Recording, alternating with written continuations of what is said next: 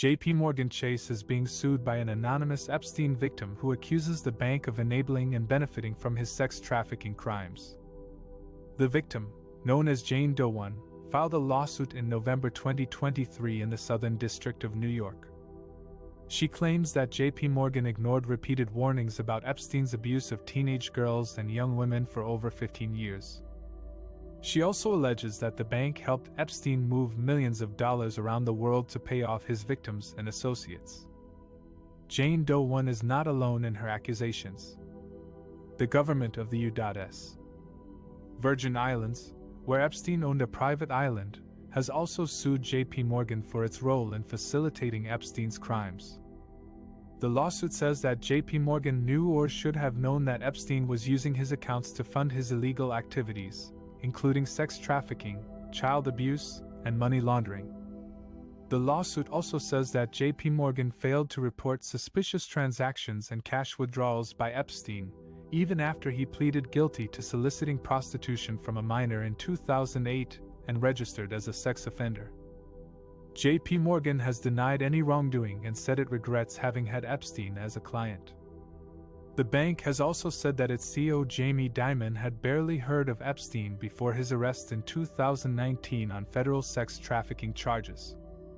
Dimon was deposed by the lawyers for Jane Dimon and the Virgin Islands in June 2023, but they asked to reopen his deposition after receiving new documents that suggested he may have been more aware of Epstein's accounts than he claimed. One of the documents was a timeline that referenced emails in which Jess Staley, a former JPMorgan executive who was friends with Epstein, asked Epstein a question.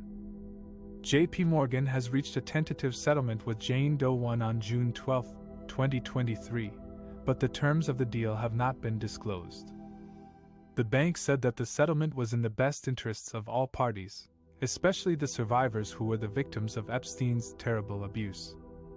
However, the bank still faces the lawsuit from the Virgin Islands, which remains the biggest outstanding Epstein-related case after years of civil lawsuits against his estate and Ghislaine Maxwell's conviction in 2021 for helping him engage in sex trafficking. In this section, we will look at how the victims' lawyers have asked a judge to require JPMorgan CEO Jamie Dimon and 2 other bank officials to sit for new depositions, because the bank has been slow to produce relevant documents, including more than 1,500 produced after Dimon's first deposition on May 26. JPMorgan Chase is being sued by a victim of Jeffrey Epstein for allegedly facilitating sex trafficking of young women. The bank had a long and lucrative relationship with Epstein, who was a convicted sex offender and died by suicide, and the bank is also being sued by the government of the U.S. Virgin Islands, where Epstein owned a private island and allegedly abused many girls. The lawsuits claim that JPMorgan ignored warning signs about Epstein's criminal conduct and continued profiting off him. They also allege that the bank helped Epstein make frequent cash withdrawals to pay the young women he trafficked, and made money off the deals and clients he brought in. The plaintiffs want to question Dimon and other bank executives about what they knew and did about Epstein's accounts. They argue that the bank took too long to turn over documents that could shed light on their ties with Epstein.